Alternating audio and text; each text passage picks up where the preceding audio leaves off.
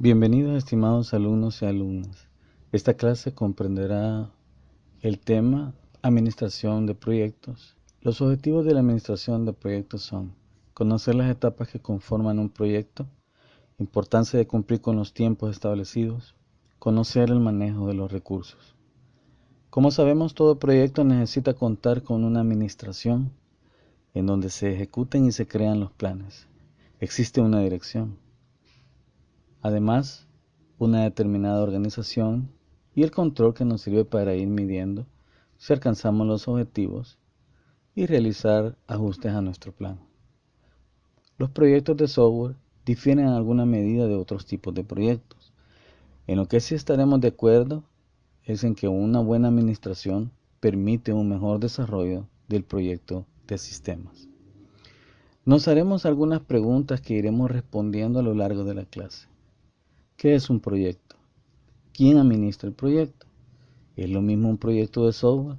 ¿Por qué es importante administrarlos? ¿Qué se hace para administrar un proyecto? ¿Cuál es el producto final? Antes de contestar dichas preguntas, comentemos algunos aspectos sobre los proyectos de software para entrar en contexto. Por cada 6 nuevos sistemas de software de gran escala que son puestos en operación, otros 2 son cancelados.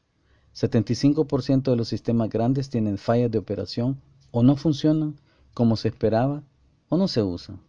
El 50% de los proyectos de desarrollo de software sobrepasan su calendario en más de la mitad del tiempo. 52.7% de los proyectos sobrepasan su costo inicial estimado en 189%.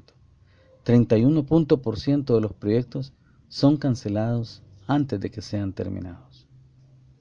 Como ven, estamos bajo un contexto de caos, y esto se repite en muchas empresas. Veamos cómo definimos un proyecto.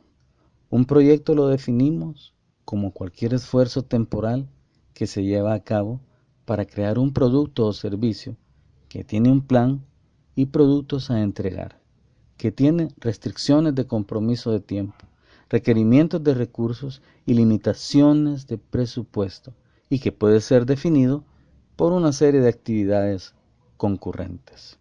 ¿Cómo debemos comenzar? La administración de los proyectos de software comienza con un conjunto de actividades que de manera colectiva se llevan la planificación del proyecto. Antes de que el proyecto pueda comenzar, el equipo de software debe estimar el trabajo que se va a realizar, los recursos que se requerirán y el tiempo que transcurrirá de principio a fin. Una vez completadas dichas actividades, el equipo de software debe establecer un calendario del proyecto que defina las tareas e hitos del proyecto de software, que identifique quién es responsable de realizar cada tarea y especifique las dependencias entre tareas que puedan imponer una fuerte demora en el avance. Indudablemente que los proyectos de software son temporales. Existe un tiempo finito y en cuanto más temprano lo terminemos, mucho que mejor. En la práctica esto no siempre es posible. Como veremos, se entregan más tarde que temprano. Muchos preferimos realizar trabajo técnico operativo en lugar de pasar tiempo planificando. Muchos jefes, líderes o encargados no tienen suficiente capacitación en administración técnica como para sentirse seguros de que su planificación mejorará el resultado de un proyecto. Dado que ninguna parte quiere hacer planes con frecuencia, nunca se hacen. Nosotros estamos abarcando la parte de administración con una planeación vía calendario. En las próximas clases de la unidad 2 vamos a ver la planeación ágil, lo que hemos mencionado nosotros en la metodología Scrum. Continuemos con la clase. ¿Qué implicaciones tendrá si falla en la planificación? Si tiene una mala administración. Pero fallar en la planificación es uno de los errores más cruciales que un proyecto pueda tener. Es necesaria la planificación efectiva para resolver problemas cuesta arriba a bajo costo, en lugar de cuesta abajo, o sea, tardíamente el proyecto y a un alto costo. Según algunas estadísticas, los proyectos promedios emplean el 80% de su tiempo en ponerse al día, corregir errores que se cometieron anteriormente en el proyecto, ¿Cómo quedamos los que dirigimos el proyecto? Realizamos la planificación, todo el equipo no vería mal, y que fuera del equipo todos cargarían con la culpa, aunque si se trata de que el barco se hunda, lógicamente ahí nos deja solo el equipo y con mucha razón. La administración efectiva de un proyecto de software se enfoca en las 4P: personal, producto, proceso y proyecto. Aquellos líderes de proyecto que olvidan que el trabajo de un sistema es una empresa intensamente humana, nunca triunfarán en la administración de proyectos. Claro, los equipos de trabajo, ¿quiénes los conforman? Son personas. Un líder que fracasa en alentar una comunicación comprensiva con los miembros del equipo durante las primeras etapas de la evolución de un producto software se arriesga a construir una solución elegante para el problema equivocado. El líder que ponga poca atención al proceso corre el riesgo de insertar métodos y herramientas competentes, pero en vacío. Si se embarcan sin un plan sólido, sustentado y participativo, ponen en peligro el éxito del proyecto. Nosotros podemos tener todas las herramientas, la tecnología, las técnicas, los modelos, pero si fallamos en el plan, eso nos haría vernos muy mal. El personal. Este recurso es tan básico e importante en toda empresa o organización. Debemos pensar que se debe tomar en cuenta que quienes hacen los sistemas, ya lo hemos mencionado, son los seres humanos. Y lo hacemos para seres humanos. Y a veces también afecta a otros seres humanos. Por lo tanto, lo más importante en el software son las personas. Uno de los aspectos más importantes es seleccionar al personal más adecuado para el proyecto. Fíjense bien, ahí vamos a comenzar por seleccionar el personal más adecuado para el sistema que vamos a desarrollar. Los participantes del proceso de software está poblado de participantes, quienes pueden organizarse en algunas de las siguientes áreas. Los gerentes ejecutivos, quienes definen los temas empresariales que con frecuencia tienen una influencia significativa sobre el proyecto. Gerentes de proyectos, quienes deben planificar, motivar, organizar y controlar a los profesionales que hacen el trabajo de software. Los profesionales que aportan las habilidades técnicas que se necesitan para someter a ingeniería un producto o aplicación. Los clientes que especifican los requerimientos para el software que se va a fabricar, así como otros participantes que tienen un interés periférico en el resultado. Y por último, los usuarios finales, quienes interactúan con el software una vez que se libera para su uso productivo. Indudablemente que el cliente muchas veces no es el usuario final. Líderes de los equipos. Como vemos, la administración de un proyecto software implica mucho trato con la gente. En ese sentido, los profesionales competentes tienen con frecuencia pobre desempeño como líderes de equipo. En algunos casos no tienen la mezcla justa de habilidades personales. Existen ciertas características que debe tener el analista, el líder. Una de ellas es la motivación. Es la habilidad para alentar a su personal técnico a producir a su máxima capacidad. Organización, habilidad para moldear los procesos existentes o inventar nuevos que permitan que el concepto inicial se traduzca en un producto final. Resolución de problemas. Obviamente un líder tiene que resolver problemas. Puede diagnosticar los conflictos que son más relevantes, necesitando estructurar sistemáticamente una solución que motive adecuadamente a otros del equipo para desarrollarla. Aplica su experiencia a situaciones nuevas y debe seguir siendo flexible para cambiar la dirección si los intentos por resolver el problema son infructuosos. Identidad administrativa o compromiso con la organización. Un buen líder, un buen analista debe hacerse cargo del mismo proyecto. Debe tener la confianza para asumir el control cuando sea necesario y asegurarse de permitir que el buen personal técnico siga sus instintos. Logro. El líder competente debe comenzar la iniciativa y el logro para optimizar la productividad de un equipo de proyectos. Equipo de software. No olvidemos, ya hablamos de líder, veamos el equipo de software. Existen casi tantas estructuras organizativas humanas para el desarrollo del software como organizaciones que lo desarrollan. Para bien o para mal, la estructura organizativa no puede modificarse fácilmente. La preocupación por las consecuencias prácticas y por las políticas del cambio organizativo no está dentro del ámbito de responsabilidad del líder o del analista. del proyecto. Sin embargo, la organización de las personas directamente involucradas en un nuevo proyecto de software está dentro del campo de acción del líder del proyecto. Según Mantel, un autor, la mejor estructura de equipo depende del estilo administrativo de la organización, del número de personas que formarán el equipo y de sus niveles de habilidad, así como de la dificultad global para enfrentar el problema. Existen 7 factores a tomar en consideración para la formación de equipos de software. Dificultad del problema que se va a resolver. Existen diferentes tipos de problemas que se requieren resolver, desde un sistema sencillo como un control de notas hasta un sistema de información geográfico. Tamaño del programa resultante en líneas de código o puntos de función. Existen 2 formas de medir el tamaño de un programa: el de número de código, el cual ya no está tan utilizado, y el de punto de función, que es un método por el cual se le dan ciertos puntos o valores ya establecidos a ciertos parámetros como cuántas pantallas de ingreso de datos, cuántas tablas tendrá la base de datos, entre otros aspectos. Tiempo que el equipo permanecerá unido, o sea, la vida del equipo. El tiempo está ligado a varios factores como son el tamaño del sistema, el problema a resolver y la buena y efectiva planeación. El otro aspecto es el grado en que se puede dividirse en módulos del problema. Con metodologías como Scrum eso está ya dado. Así ya se ha tratado a lo largo de lo que va el ciclo, parte de la filosofía del desarrollo del sistema. Calidad y confiabilidad requeridas por el sistema que se va a construir.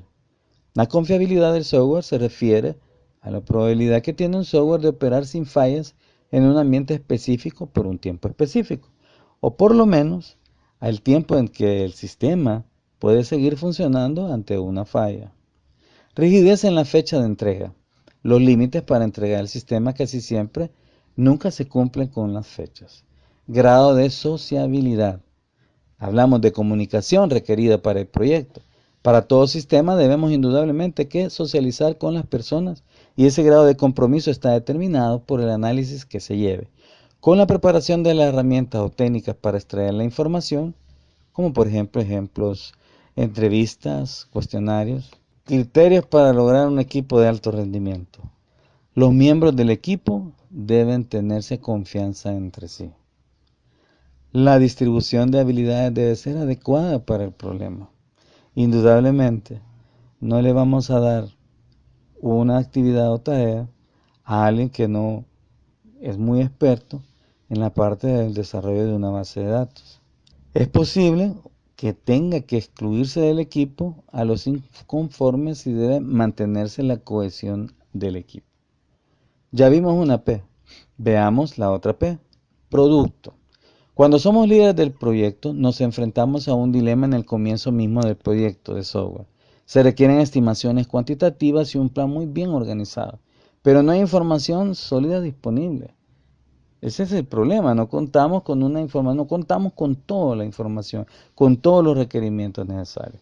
Un análisis detallado de los requerimientos del software proporcionaría la información necesaria para las estimaciones, pero el análisis usualmente tarda semanas o meses en completarse. Y como sabemos, puede ser peor si los requerimientos cambian conforme avance el proyecto. Cuando menos debemos acotar el ámbito del producto, que ya vamos a ver qué es eso.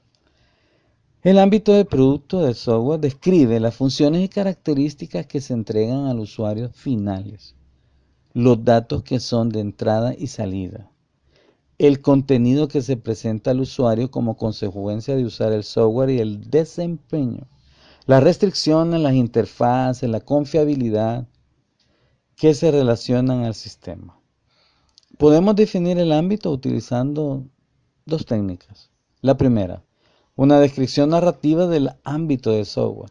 Esta se desarrolla después de la comunicación con todos los participantes. Número 2. Los usuarios finales desarrollan un conjunto de casos de uso. Para adelantarnos a este tema que vamos a ver en la siguiente unidad, podemos hablar que un caso de uso es una descripción basada en el escenario de la interacción del usuario con el software desde el punto de vista del usuario. Lo que podemos decir es la representación de toda la interacción que tiene el usuario con el sistema. Las funciones descritas en el enunciado del ámbito o dentro de los casos de uso se evalúan y en algunos casos se desglosan para proporcionar más detalle, previamente al comienzo de la estimación, puesto que las estimaciones de costo y calendario están funcionalmente orientadas a eso. Cuando hacemos aspectos de calendario podríamos dividir las tareas en subtareas para ir tratando de calcular los tiempos y la distribución de los mismos. Las consideraciones de rendimiento abarcan los requisitos de procesamiento y de tiempo de respuesta. Las restricciones identifican los límites colocados en el software por parte de hardware externo, memoria disponible u otros sistemas existentes. Una vez identificado el ámbito con la concurrencia del cliente, podría ser razonable preguntar: ¿puede construirse este software para satisfacer este ámbito? ¿El proyecto es factible? Con mucha frecuencia se desechan estas preguntas solo para encontrarse con proyectos que ya están condenados desde el principio. La otra P habla del proceso. El equipo debe decidir qué modelo de proceso es más adecuado. En este caso no vamos a hablar de modelos, porque ya lo hablamos. Para los clientes, número 1, para los clientes que solicitaron el producto y el personal que hará el trabajo, para las características del producto en sí y para el entorno de proyecto donde trabaja el equipo de software. Cuando seleccionamos un modelo de proceso, el equipo define entonces un plan de proyecto preliminar con base en el conjunto de actividades del marco conceptual del proceso. Una vez establecido el plan preliminar, comienza la descomposición del proceso, es decir, debe crearse un plan completo que refleje las tareas laborales requeridas para poblar las actividades del marco conceptual. Veamos que hay algunos aspectos que nos pueden servir para decir que el proyecto que estamos desarrollando anda mal. Para administrar un proyecto de software exitoso, se debe comprender que puede salir mal, de modo que los problemas pueden evitarse. Podemos mencionar 10 señales que indican que un proyecto de sistemas está en peligro. Número 1. El personal de software no entiende las necesidades del cliente. Esto a menudo siempre suele suceder. Los analistas que recogen los requerimientos del cliente a veces no entienden las necesidades del cliente. Y es porque a veces el cliente tampoco comprende o entiende mucho acerca del sistema que necesita. Número 2. El ámbito del producto está pobremente definido. No sabemos los alcances, no definimos con claridad las interfaces. Número 3. Los cambios se gestionan pobremente. Número 4. Cambia la tecnología elegida. En algún momento, la tecnología que teníamos la tenemos que cambiar por algunas situaciones externas o propias de los mismos requerimientos. Siguiente, las necesidades empresariales cambian o están mal definidas. Esto es importante porque hemos dicho durante la clase de que la empresa debe estar también comprometida y bien organizada. Otro, las fechas límites son irreales. A veces, como no sabemos planificar, damos una fecha. Muchas veces es por el compromiso y la presión de la alta dirigencia. Y a veces los líderes no pueden defender las fechas que realmente son o no toman en cuenta a la parte operativa que muchas veces conoce. Siguiente, los usuarios son resistentes. Es decir, hay usuarios que son resistentes al cambio. Están casados con los sistemas viejos. Pérdida de apoyo. La pérdida de apoyo puede ser muy grave. Pérdida de apoyo de los niveles organizacionales jerárquicos. Los administradores, los directivos. Esto es peligroso porque cuando perdemos el apoyo se pierde el proyecto. Otro, el equipo de proyecto carece de personal con habilidades adecuadas. No hemos podido escoger bien a nuestro equipo. Y entonces el personal que tenemos no tiene los conocimientos necesarios para salir adelante. Y por último, los gerentes y profesionales evitan mejores prácticas y lecciones aprendidas. Hablemos un poco del proceso de planificación. Ya hemos mencionado tanto esto. La planificación requiere adoptar un compromiso inicial. Nosotros decimos, el analista del sistema debe tener tiempo para el proyecto. aun cuando es probable que este compromiso resulte erróneo. Siempre que se hacen estimaciones se mira hacia el futuro y se acepta cierto grado de incertidumbre habitual. Nosotros sabemos que en la vida siempre existe la incertidumbre. La planificación no elimina la incertidumbre, lo que hace es reducirla a la más mínima expresión. El objetivo de la planificación de proyectos de software es proporcionar un marco conceptual que permita al gerente hacer estimaciones razonables de recursos, costos y calendario. Además, las estimaciones deben intentar definir los escenarios de mejor caso y peor caso, de modo que los resultados del proyecto puedan acotarse. Todo plan debe adaptarse y actualizarse conforme avanza el proyecto. Por eso decimos, el plan debe ser flexible. Hemos hablado algo de las estimaciones. Hablamos de las estimaciones de los recursos. Una de las tareas importantes dentro de la planificación es la estimación de los recursos requeridos para lograr el esfuerzo de desarrollo del software. Como hemos visto, en la diapositiva existen unas figuras y existen tres principales categorías: el personal, componentes de software reutilizables, el entorno de desarrollo, herramientas de hardware y software. Cada recurso que hemos mencionado se especifica con 4 características: descripción del recurso, enunciado de disponibilidad, momento en el que se requerirá el recurso y duración del tiempo que se aplicará el recurso. Como estamos hablando de recurso humano, nosotros en la descripción del recurso vamos a colocar cuántos programadores que necesitamos, cuántos DBA necesitamos, cómo está la disponibilidad por el compromiso del proyecto, cuándo se va a utilizar el recurso, el personal, en qué momento van a entrar los DBA, en qué momento van a entrar los desarrolladores, y por supuesto la duración del tiempo que se aplicará el recurso. Las últimas 2 características pueden verse como una ventana temporal. La disponibilidad de recursos para una ventana específica debe establecerse en el tiempo práctico más temprano. El recurso humano, continuamos, el encargado de planificar comienza por evaluar el ámbito del software y seleccionamos las habilidades requeridas para completar el desarrollo. Se especifican tanto la posición organizacional, ejemplo, gerente de sistemas, ingeniero, programador, como la especialidad, base de datos, comunicación. Para proyectos relativamente pequeños, algunas personas, en meses, un solo individuo puede realizar todas las tareas que se necesitan.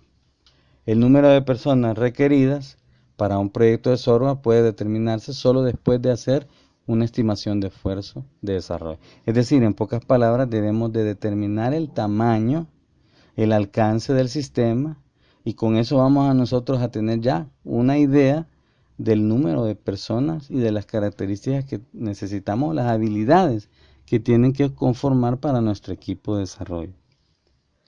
Hay una parte en donde hablamos de recursos reutilizables.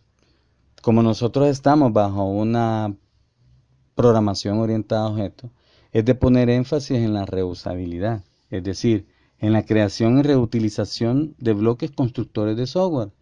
Tales bloques con frecuencia son llamados componentes, que pueden ser, por ejemplo, clases, interfaces.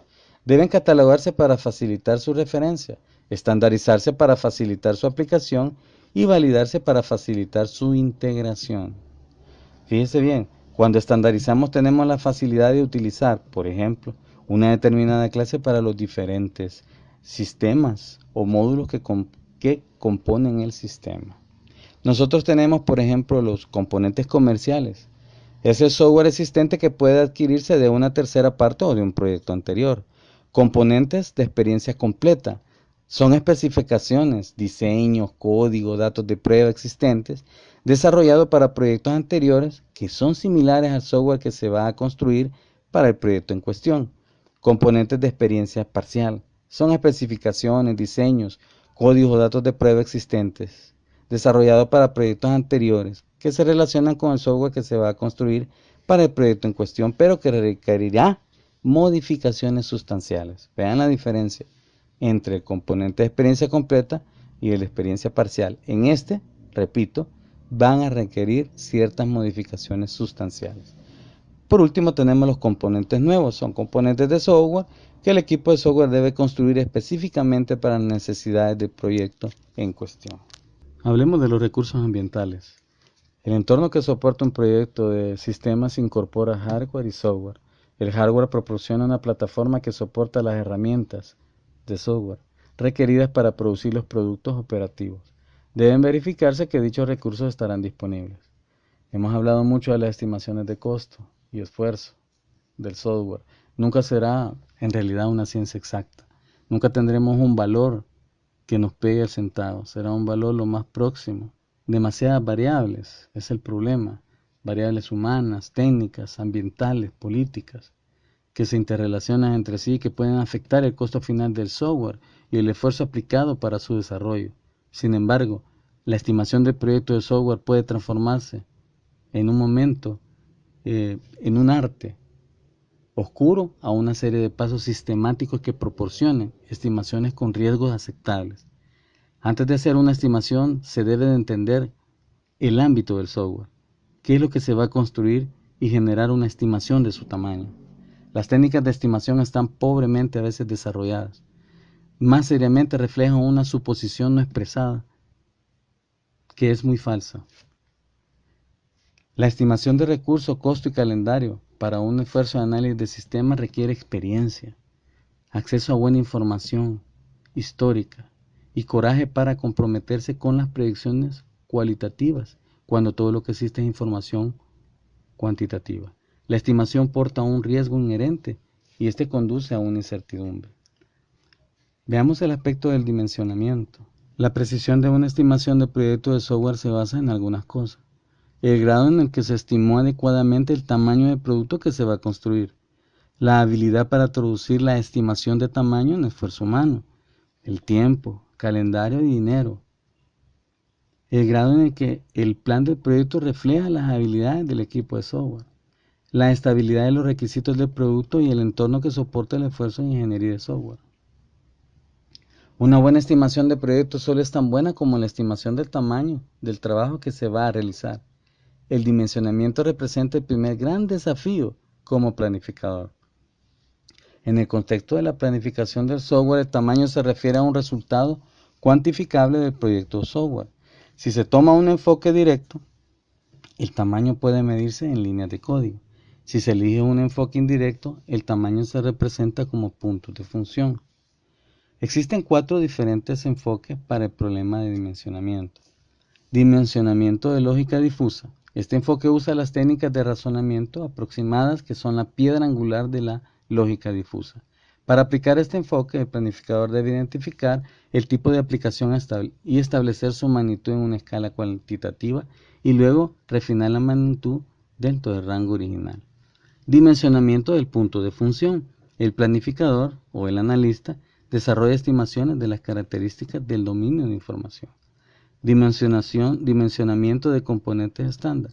El software está compuesto de algunos componentes estándar diferentes que son genéricos a una área de aplicación particular.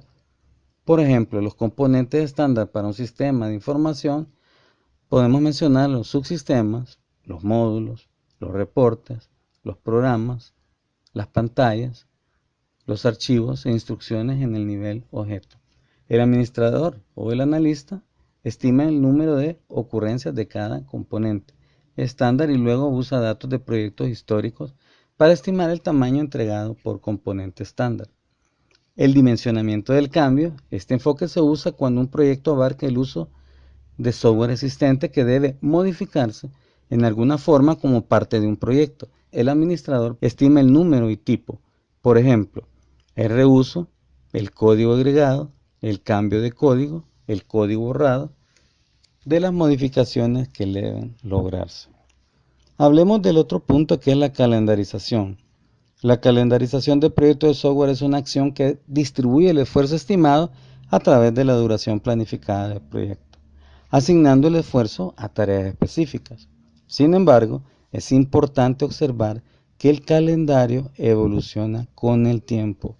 Durante las primeras etapas de la planificación del proyecto, se desarrolla un calendario macroscópico. Este tipo de calendario suele identificar las principales actividades del marco conceptual del proceso y las funciones de productos a las cuales se aplican. Conforme el proyecto avanza, cada entrada en el calendario macroscópico se desglosa en un calendario más detallado. A continuación, acciones y tareas de software específicas.